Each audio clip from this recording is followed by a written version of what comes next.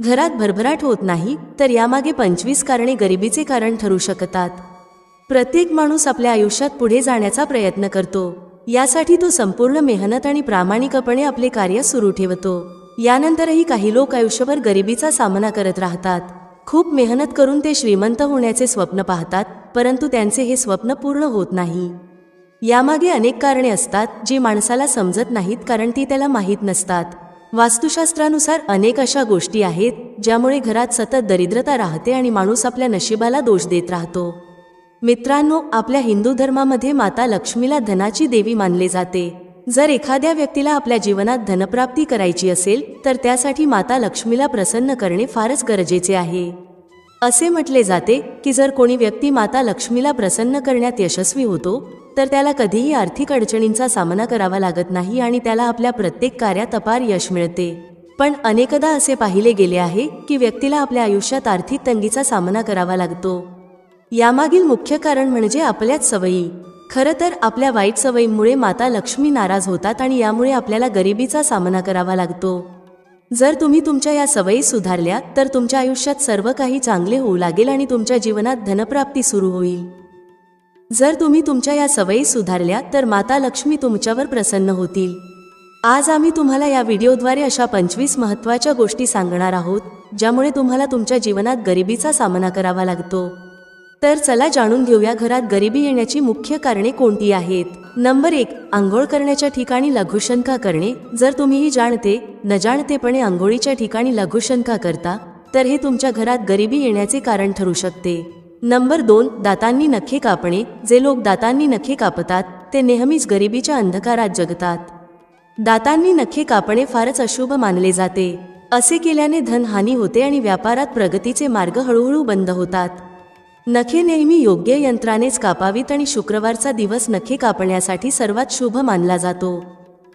Number 3, तुटलेल्या चपला घरात ठेवणे। असे मानले जाते की जर तुमच्या घरात तुटलेल्या चपला ठेवलेल्या असतील तर यामुळेही गरिबी येते। त्यामुळे घरात तुटलेल्या चपला ठेवू नयेत। जर चपला घरात असतील तर त्यांना घराबाहेर टाकावे। असे न केल्यास लक्ष्मी नाराज होतात आणि घरात गरिबी येते। नंबर 4, स्मशानभूमीत मोठ्याने हसणे। जर कोणी व्यक्ती स्मशानभूमीत मोठ्याने हसतो तर ते 100 पापांच्या बरोबरीचे मानले जाते। असे मानले जाते की स्मशानभूमीत हसल्याने त्या व्यक्तीच्या कुटुंबाचा अपमान होतो, ज्यांचे कुटुंब दुःखात बुडालेले असते। अशा ठिकाणी मोठ्याने हसल्यामुळे व्यक्तीला दरिद्रता आणि गरिबी घेरते। नंबर 5, झाडाखाली लघुशंका करणे। अनेक लोक न जाणतेपणे झाडाखाली लघुशंका करतात, पण असे करणे पूर्णपणे चुकीचे मानले जाते। विशेषतः पिंपळ, वड, नीम आणि अशोक यांसारख्या झाडांखाली मलमूत्र त्याग करणे किंवा अस्वच्छता पसरवणे अजिबात योग्य नाही। असे म्हटले जाते की या झाडांमध्ये सकारात्मक ऊर्जेचा वास असतो। तिथे अस्वच्छता केल्याने केवळ पर्यावरणाचे नुकसान होत नाही तर यामुळे व्यक्तीच्या आर्थिक स्थितीवरही वाईट परिणाम होतो। अशी मान्यता आहे की यामुळे व्यक्ती हळूहळू गरिबीच्या जाळ्यात अडकतो। त्यामुळे आपण या झाडांचा सन्मान करावा आणि त्यांची स्वच्छता राखावी। नंबर 6, डाव्या पायाने पॅन्ट घालणे। डाव्या पायाने पॅन्ट घालू नये। असे केल्याने राहू आणि केतू अशुभ फल देऊ लागतात। डाव्या पायाला काळा धागा बांधल्याने दोन्ही ग्रहांचा दुष्प्रभाव कमी होतो। डाव्या पायाने पॅन्ट घातल्याने घरात दरिद्रता येण्याची शक्यता असते। नंबर 7, घरात कचरा ठेवणे। घरात कचरा ठेवणे योग्य मानले जात नाही। असे म्हटले जाते की घरात अस्वच्छता असल्याने माता लक्ष्मी नाराज होतात आणि अशा घरात नेहमी आर्थिक अडचणी येत राहतात। जर घरात कचऱ्याचा ढीग असेल तर तो फक्त वातावरणच खराब करत नाही तर गरिबी आणि नकारात्मक ऊर्जा देखील आकर्षित करतो। त्यामुळे घर नेहमी स्वच्छ ठेवावे। विशेषतः सकाळच्या वेळी झाडू लावणे खूप शुभ मानले जाते। हे केवळ स्वच्छतेसाठी चांगले नसून घरात सुख, समृद्धी आणि सकारात्मक ऊर्जा देखील आणते। नंबर 8, स्वयंपाकघराच्या जवळ लघुशंका करणे। मित्रांनो, स्वयंपाकघर हे अत्यंत पवित्र स्थान मानले जाते, त्यामुळे त्याच्या जवळ लघुशंका करू नये। असे मानले जाते की यामुळे घरात गरिबी येते, म्हणूनच स्वयंपाकघराच्या जवळ शौचालय बनवू नये। लघुशंका दूर करण्यासाठी वेगळ्या जागेची व्यवस्था करावी, जेणेकरून घरात गरिबी येण्याची शक्यता कमी होईल। नंबर 9, अस्वच्छ बिछाण्यावर झोपणे। अस्वच्छ बिछाण्यावर झोपणे केवळ आरोग्यासाठी अपायकारक नाही तर ते घरात गरिबी आणि नकारात्मकताही आणते। त्यामुळे बिछाना नेहमी स्वच्छ ठेवणे आवश्यक आहे। जर बिछाना अस्वच्छ झाला तर तो वेळोवेळी नीट स्वच्छ करावा। तुम्ही बिछाण्याची चादर बदलू शकता आणि त्याऐवजी स्वच्छ आरामदायी चादर घालू शकता. असे केल्याने केवळ तुमचे आरोग्य चांगले राहील, तर घराचे वातावरणही चांगले आणि आनंददायी होईल. नंबर 10. घरात कोळ्याचे जाळे असणे. घरात कोळ्याचे जाळे असणे ही उद्ध्वस्त होण्याची निशाणी मानली जाते. त्यामुळे घरात कोळ्याचे जाळे असू नये. घरातील कोळ्याची जाळी वेळोवेळी साफ करावी. नंबर 11. नळातून पाणी गळणे. जर तुमच्या घरात गरिबी किंवा आर्थिक तंगी असेल तर त्यामागचे कारण नळातून पाणी गळणे असू शकते. असे म्हटले जाते की ज्या घरात नळातून पाणी गळते तिथे संपत्ती टिकत नाही. जर तुमच्या घरातही नळ गळत असेल तर तो त्वरित दुरुस्त करा. नळ नेहमी व्यवस्थित बंद करा आणि तो अर्धा किंवा सैल सोडण्याची चूक करू नका. अशा छोट्या गोष्टींकडे लक्ष दिल्याने केवळ पाण्याची नासाडी थांबेलच नाही, तर घरात सकारात्मकता आणि समृद्धीही राहील. नंबर 12. वासना आणि रागाने भरलेले असणे. जो व्यक्ती नेहमी वासना आणि रागाने भरलेला असतो त्याच्या आयुष्यात प्रगती हळूहळू थांबते. नेहमी वासनांमध्ये अडकलेल्याचे लक्ष कामात लागत नाही. यामुळे घराची आर्थिक स्थिती बिघडते. जो व्यक्ती रागीट असतो त्याला नेहमी काम मिळण्याची शक्यता कमी होते. त्यामुळे तो व्यक्ती हळूहळू गरीब होतो. नंबर 13. महिलांनी बसूनच केस बांधावे. शास्त्रानुसार महिलांनी केस नेहमी बसूनच बांधावेत. उभे राहून केस बांधणे अशुभ मानले जाते आणि असे केल्याने घरात गरिबी आणि दरिद्रता येण्याची शक्यता वाढते. त्यामुळे महिलांनी नेहमी शांत मनाने आणि बसूनच केस बांधावेत. हे केवळ शुभच नसते, तर घरात सुख, समृद्धी आणि सकारात्मकता टिकवून ठेवण्यास मदत करते.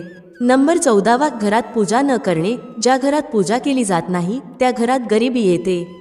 अशा अनेक घरांचे उदाहरणे आहेत जिथे पूजा केली जात नाही आणि त्यामुळे त्यांची परिस्थिती बिघडते. अशा घरांमध्ये नकारात्मक ऊर्जा वास करते आणि त्यामुळे कोणतेही काम यशस्वी होत नाही. तुम्हीही जर घरात पूजा करत नसाल तर तुम्ही पूजा केली पाहिजे. हे खूपच महत्त्वाचे आहे. तुम्ही कोणत्याही देवाची पूजा करू शकता. याने काही फरक पडत नाही, पण पूजा केलीच पाहिजे.